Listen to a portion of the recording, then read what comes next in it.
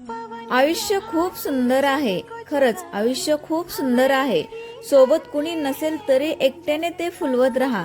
वादळात सगळं वाहून गेलं म्हणून रडत बसू नका.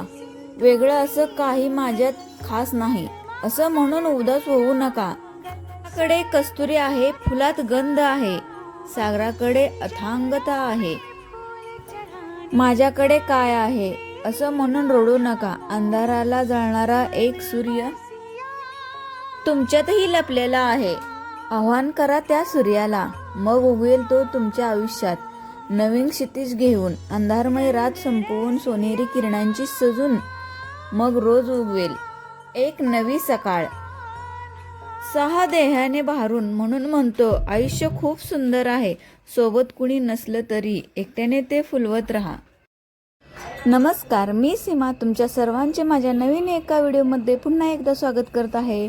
तर कसे आहात सगळेजण? सगळेजण मस्त आणि मजेत असाल तर सर्वांना प्रथम श्री स्वामी समर्थ.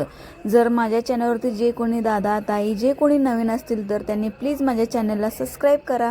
माझे असेच नवनवीन व्हिडिओ तुम्हाला पाहता येतील. तर माझं काम चालू आहे. मसाल्याचा डब्बा जो आहे ना माझा, तो मी ऑनलाईन मागवलेला आहे.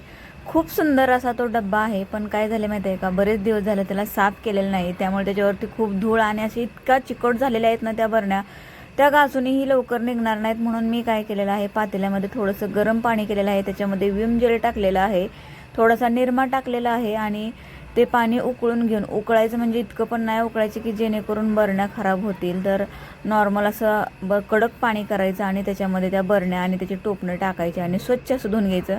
कारण प्लॅस्टिकची जर आपण भांडी घासायला घेतली ना तर त्याला तुम्ही असं कितीही घासा ते निघणार नाहीत. पण गरम पाणी करून तुम्ही लगेच घासायला घेतलं ना तर ते खरंच खूप छान निघतात. त्यामुळे मग मी काय केलं, थोडंसं पाणी गरम केलं, त्याच्यामध्ये थोडंसं निरमा टाकला, विम जेल टाकलं आणि ते घासायला सुरुवात केली.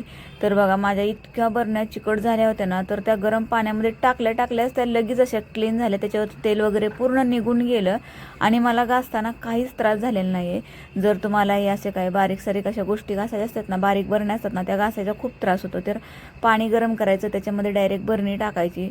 इतकं पाणी गरम करायचं नाही की बरण्या पगळतील असं, एवढं पण थोडंसं गरम करायचं. थोडं म्हणजे तरी पण भरपूर कडक करायचं, जेवढ्या बरण्या नसतं. माझं हे प्लॅस्टिक हे खूप चांगलं आहे त्यामुळे त्याला काही झालेलं नाही. मी खूप गरम केलं होतं.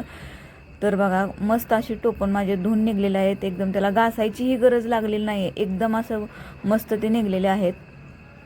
आणि बरण्या तर एवढ्या चिकट झालेल्या आहेत ना, तर थोडंसं नॉर्मली जरी त्याच्यावरनं हात मी फिरवला ना तर लगेच ते निघून गेले त्याच्यावरची घाण, बरं का.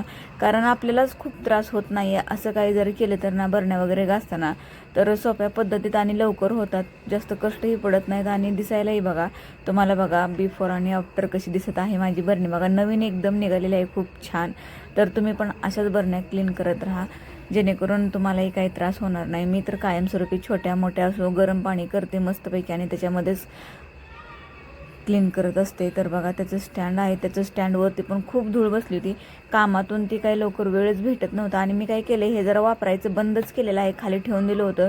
काय व्हायला लागलं, सारखं घेऊन ते खूप खराब झाले होते बरण्या. त्यामुळे मला घासायला काही टाईमच भेटला नाही. त्यामुळे म्हणलं निवांत एक दिवस आपण त्याला काढायचा. कारण अशा गोष्टींना ना खूप निवांत वेळ लागतो, घाई गडबडीत ह्या गोष्टी निघत नाहीत, तसंच चिकटपणा राहतो.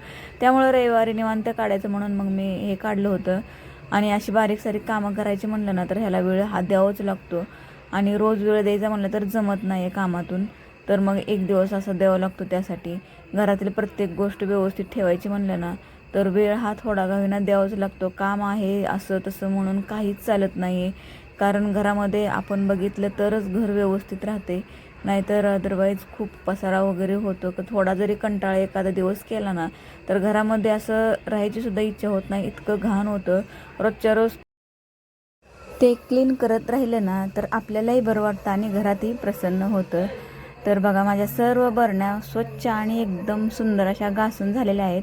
तर मी स्वच्छ पाण्याने त्या धुवून घेतल्या आणि ह्या बरण्या मी आता उन्हाला वाळवून ठेवत आहे. आता तर वाळल्यानंतर ना त्याच्यामध्ये मी सगळं सामान वगैरे भरून ठेवणार आहे. तर हा होता आजचा माझा व्हिडिओ. तुम्हाला कसा वाटला ते कमेंट बॉक्समध्ये नक्की सांगा. तर चला तर मग मी माझ्या व्हिडिओचा आज मी इथंच एंड करते. सर्वांना परत एकदा धन्यवाद. श्री स्वामी समर्थ.